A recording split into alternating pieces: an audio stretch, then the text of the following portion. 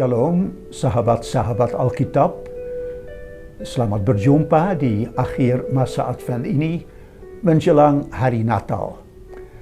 Mari kita mempersiapkan diri atas peristiwa besar kelahiran Kristus dengan terlebih dahulu mendengarkan firman Tuhan. Suatu perkataan Yesus kepada Nikodemus dan juga kepada kita yang menjelaskan mengapa dia diutus ke dunia ini. Saya membacakannya dari Alkitab CB2. Karena begitu besar kasih Allah akan dunia ini, sehingga ia telah mengaruniakan anaknya yang tunggal, supaya setiap orang yang percaya kepadanya tidak binasa, melainkan beroleh hidup yang kekal.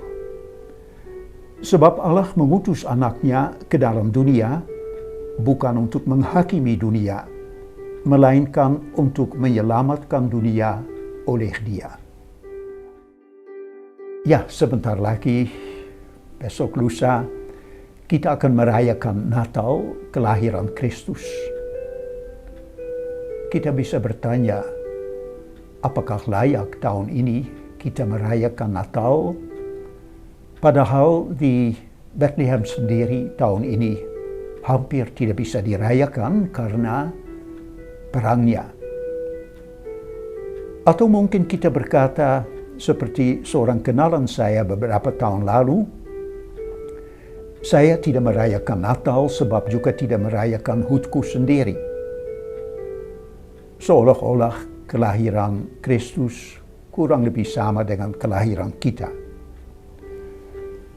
Bukankah kelahiran Kristus merupakan kejadian yang sangat berbeda, yang memang tidak bisa dibandingkan dengan kelahiran saya yang saya memang rayakan pada setiap HUT-ku.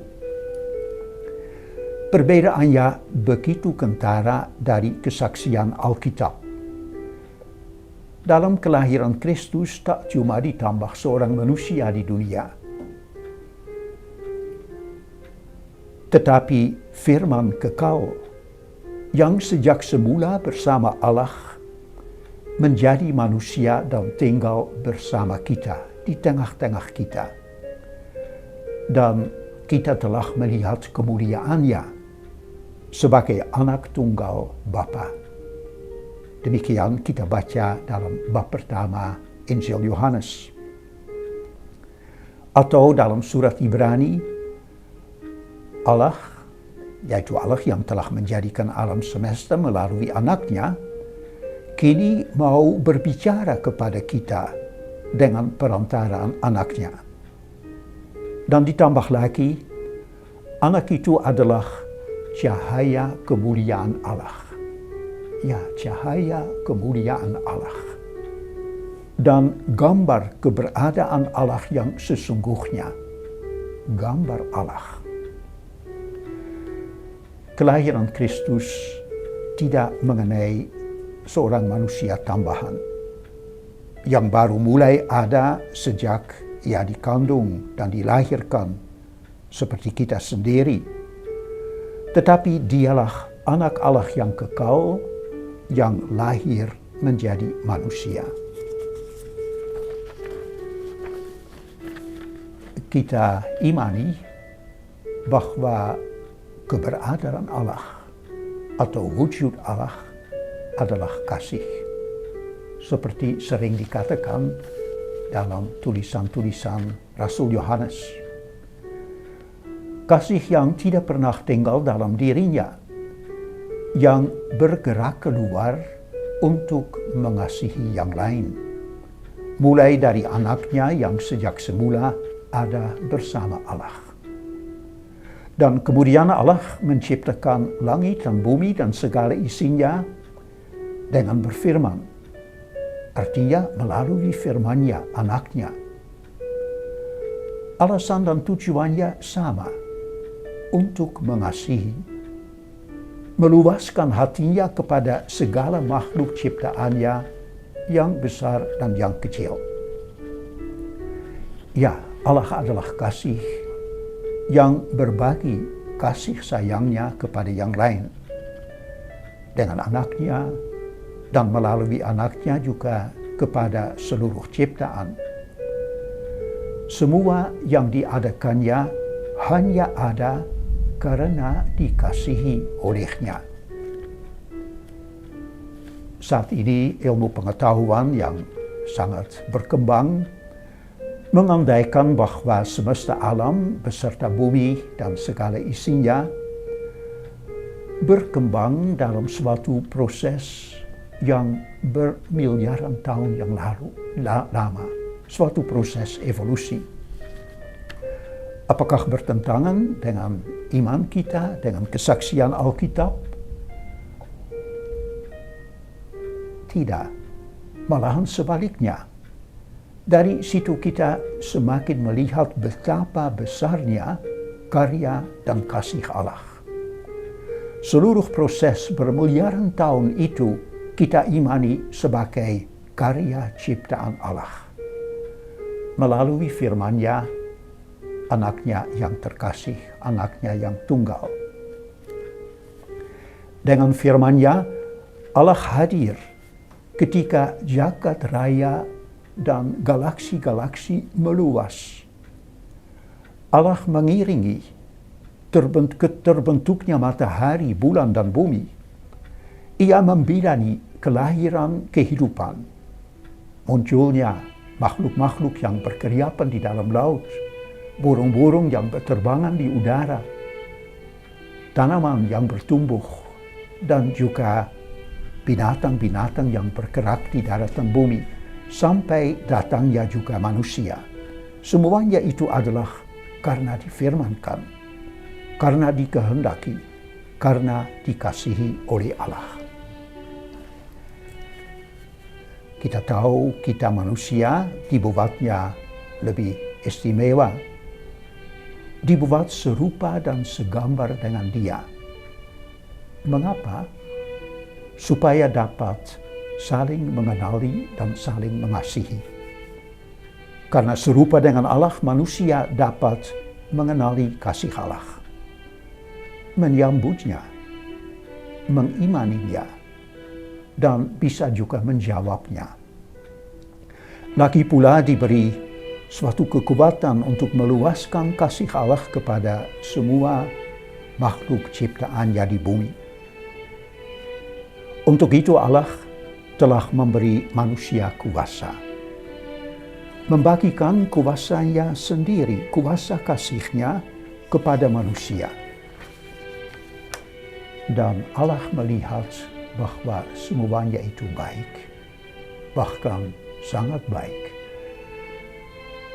Sekalipun manusia masih gagal menjawab kasih Allah bagi dirinya, dan gagal untuk berkuasa atas makhluk-makhluk lain dengan kasih sayang, sebagaimana Allah sendiri berkuasa kasih atas semua yang diciptakannya.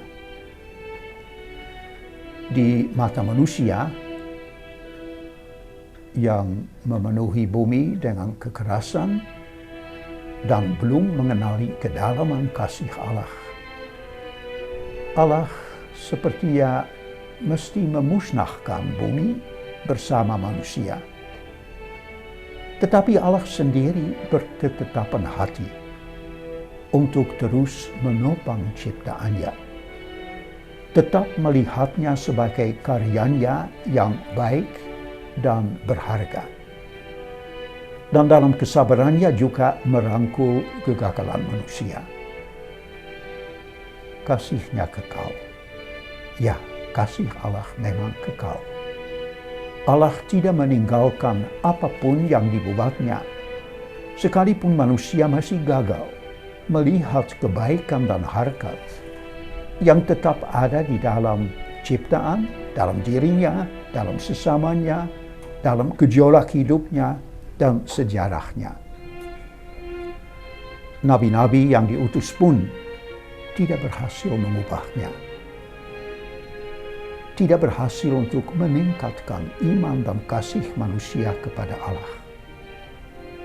Kita harus bertanya, apakah dunia ciptaan Allah berujung dalam kegagalan?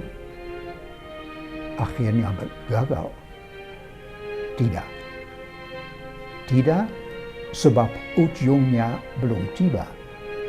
Dan rencana Allah belum selesai.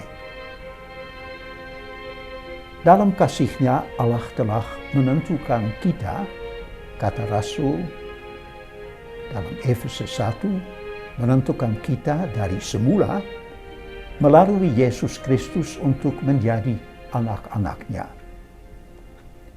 Dan tambah lagi dalam 1 Kolose, segala sesuatu diciptakan Allah bukan hanya melalui Yesus Kristus, tetapi juga untuk Dia, untuk menyatu di dalam Dia. Tujuan Allah adalah penjelmaan anak-Nya, inkarnasi firman-Nya. Firman yang menjadi manusia dalam diri Yesus Kristus. Itulah rencana dan tujuan Allah sejak semula. Seluruh karya ciptaan Allah berupa alam semesta, bumi, keanekaragaman hayati, hingga adanya manusia dan umatnya yang rapuh, tidak gagal. Sebab sejak semula Allah berencana untuk mengungkapkan dan mewujud nyatakan apa yang sejak semula menjadi maksud ciptaannya. Mewujud nyatakan hal itu dalam penjelmaan anak-Nya. Allah bertujuan memberikan anak-Nya yang terkasih kepada dunia. Pertama, untuk menyatakan diri-Nya, kasih-Nya sepenuhnya kepada dunia yang belum mengenal diri-Nya. Firman menjelma karena Allah sejak semula telah memilih untuk menunjukkan siapa Dia dan bagaimana Dia. Menunjukkannya dalam Yesus, seperti yang dikatakan Yesus sendiri dalam Yohanes 14. Siapa yang melihat Aku, ia telah melihat Bapa. Di dalam anak kita dapat mengenal Allah, mengenalnya sebagai Bapa, sebagai orang tua. Kasih setianya dan belas kasih-Nya tanpa batas. Kedua, dalam anak-Nya Allah juga mewujud nyatakan siapa manusia, sebagaimana sejak semula ada dalam rencananya. Melalui firman-Nya yang menjelma, Allah menjatuhkan diri-Nya dengan kita, hingga kasih-Nya yang tanpa batas merangkul kita, harkat maupun kelemahan kita, kebaikan maupun kegagalan kita, juga harapan dan keraguan kita. Yang kita rayakan pada hari Natal tidak lain dari kelahiran Dia yang menjadi puncak seluruh karya ciptaan Allah. Dia yang menyatakan kasih Bapa yang tak terhingga, sekaligus Dia yang menanggapinya dengan ketaatan yang sempurna, sambil merangkul keberadaan dan kelemahan kita. Padahal Yesus tidak lahir sebagai manusia yang hebat, unggul, elite. Sebaliknya sebagai anak yang cuma mendapat tempat di kandang hewan di tengah orang-orang kecil. Mungkin kita sulit melihat kasih seorang bapa bagi anaknya yang lahir dalam keadaan demikian. Namun, di dalam anak ini, di tempat makan hewan, kasih besar Allah bagi seluruh dunia ciptaannya menjadi sangat nyata. Anak dalam tempat makan hewan ini diperkenalkan melalui malaikat Allah dan para gembala sebagai penyelamat dan pembawa damai sejahtera di bumi. Lukas 2. Yesus membawa keselamatan dan damai sejahtera ke bumi. Pertama, dengan menyatakan kasih yang merupakan wujud Bapa. Kasihnya yang dinyatakan dalam solidaritas Yesus dengan semua, dengan yang besar dan yang kecil, yang baik dan yang dipandang buruk. Mulai dari palungan sampai dengan salib dan kebangkitannya. Ada shalom, ada keselamatan dan damai bagi setiap orang yang diberi melihat dan mengimani kasih Allah dalam diri Yesus. Yesus yang menghargai harkat setiap manusia yang lemah. Injil menceritakannya.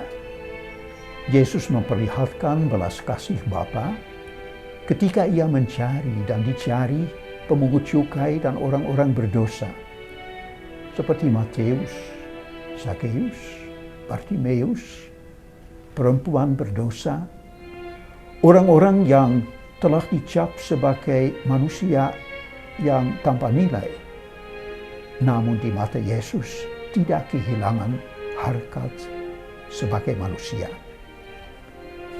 Tatapan dan sikap kasih yang mereka dan kita terima dalam Anak Allah membantu kita menemukan kembali harkat diri dan sesama di mata Allah. Hingga kita boleh datang membasuh kaki Yesus dengan air mata syukuran, seperti dilakukan perempuan berdosa. Tergerak hati untuk berbagi dengan orang yang berkekurangan, seperti dilakukan Zakheus. Menjadi pengikutnya bahkan juga dalam perjalanan ke Yerusalem, seperti dilakukan oleh Bartimeus. Menyambut kasih Bapa yang terjelma dalam diri Yesus adalah hal yang sangat dibutuhkan dunia kita sekarang, di mana banyak manusia cenderung saling melihat sebagai saingan, ancaman, bahkan menjadi musuh, hingga banyak orang juga menjadi korban. Orang bersalah yang kurang mengalami kasih dalam persekutuannya atau keluarganya, yang memang syarat akan teguran, penghakiman, bahkan kebencian dan balas dendam, akhirnya sulit meyakini dan percaya bahwa ia manusia yang tetap disayangi Allah, bahwa ia di mata Allah tetap manusia yang ada nilai dan martabatnya, sekalipun memang kurang dapat menunjukkannya dalam tingkah lakunya. Dalam keluarga-keluarga dan persekutuan kita, selalu ada orang yang berlaku buruk. Kita semua pada gilirannya, dan karena itu juga segera dinilai buruk. Tentu saja seluruh keluarga atau persekutuan kita akan menderita karena kelakuan buruk itu, lalu terjebak untuk memberinya cap jelek sampai menolaknya. Moga-moga masih ada seorang ibu atau bapak atau saudara yang berpengalaman dengan kasih Allah, tahu bagaimana kasih Allah, lalu bisa memberi anaknya atau saudaranya yang bandel itu perhatian yang sesungguhnya dibutuhkannya. Sekalipun ada risiko, bahkan risiko besar, bahwa yang tidak sebandel itu merasa kurang dicintai oleh orang tuanya atau dinomorduakan oleh saudaranya.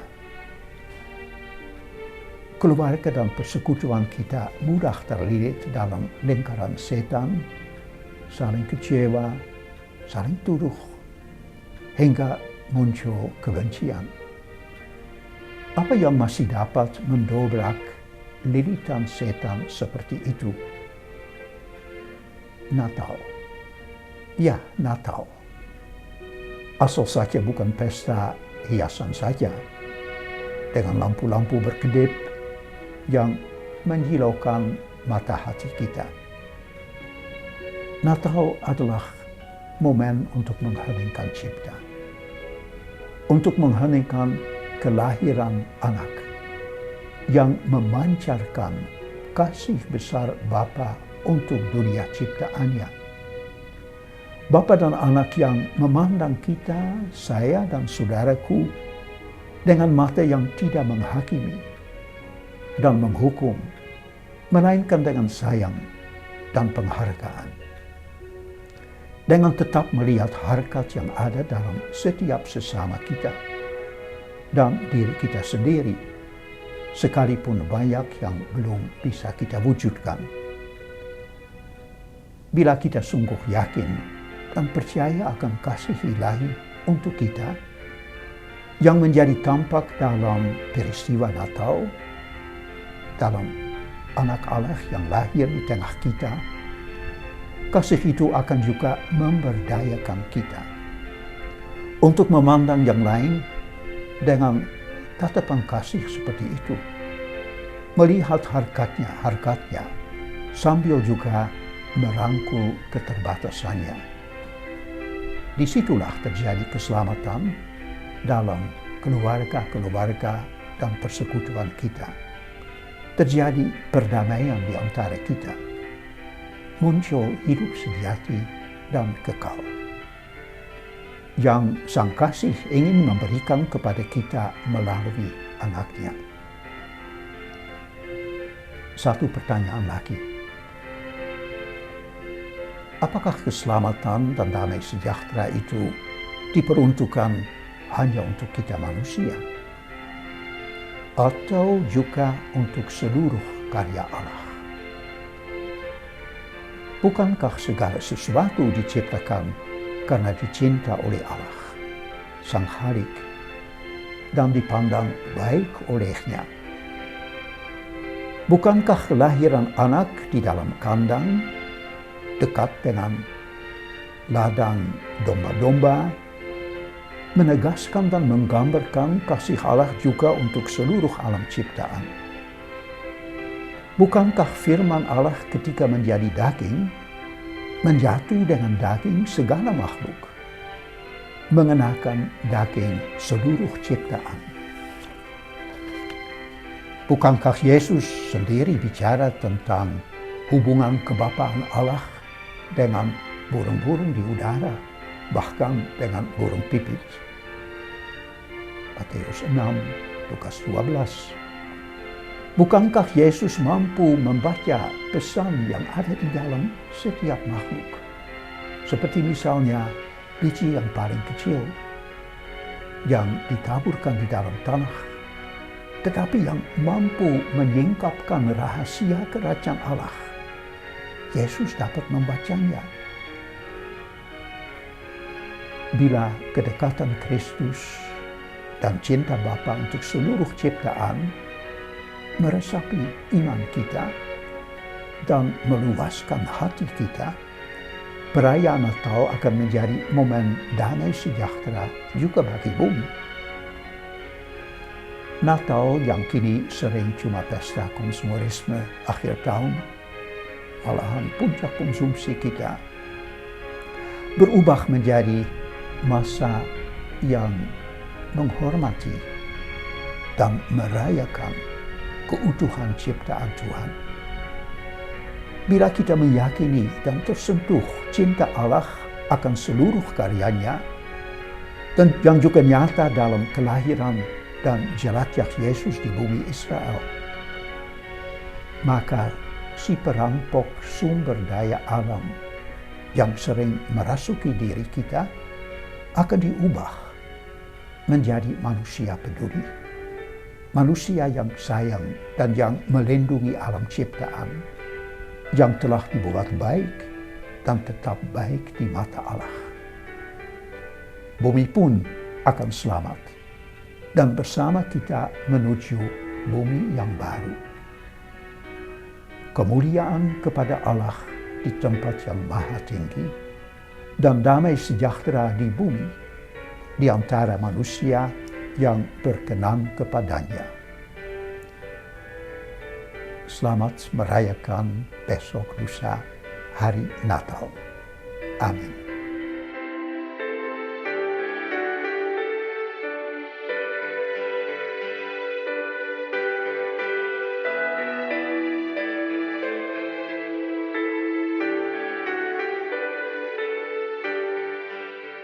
Dan melalui firman-Nya kita diselamatkan. Percaya dan baca firman supaya kita bisa hidup di dalam Kristus. Saya tidak mau. Kenapa tidak? Karena saya masih mau makan orang. Saya tidak mau. Kenapa tidak? Karena saya masih mau makan orang.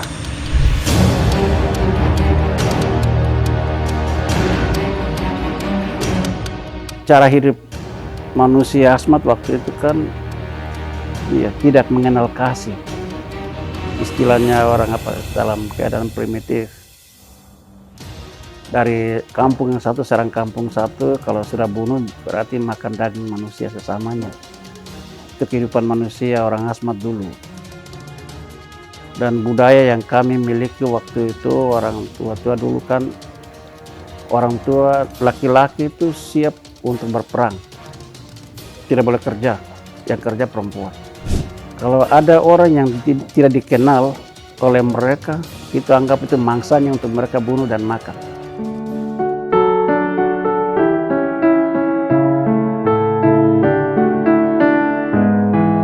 Setelah Injil, ya misi bawa datang Injil, berita kabar baik tentang keselamatan manusia itu kan orang Asmat ini berubah secara drastis. Jadi mereka tinggalkan kejahatan yang dulu mereka lakukan.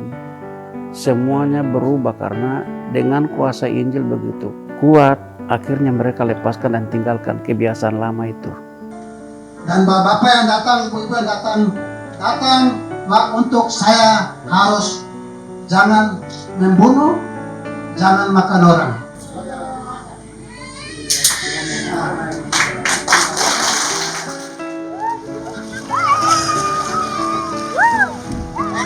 Jadi di kampung-kampung di pedalaman sana itu mereka tidak pakai Alkitab. Alkitab mungkin satu yang dipakai oleh biasanya orang yang pimpin ibadah itu dia sendiri yang pegang, ya, sedangkan yang lain tidak punya. Kita di rumah cumanya ada Alkitab yang sudah peninggalan dari dulu. Belum pernah kita pegang Alkitab yang baru. Sekitar 80% jemaat kami tidak memiliki Alkitab. Orang Asmat sangat butuh Alkitab itu. Mereka mau belajar untuk merubah cara hidup mereka untuk lebih dekat mengenal Tuhan seperti itu.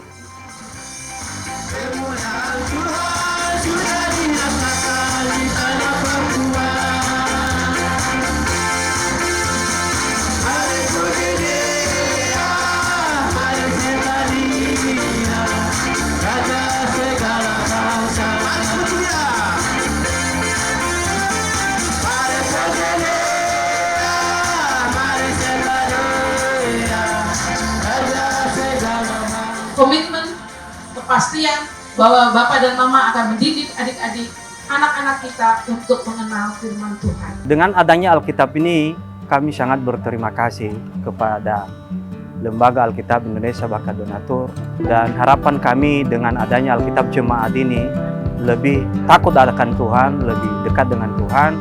Terima kasih banyak untuk pihak Lembaga Alkitab Indonesia, juga para pendeta dan pastor yang ada di Asmat yang membantu pihak Lembaga Alkitab Indonesia untuk meneruskan Alkitab ini sampai ke tangan umatnya.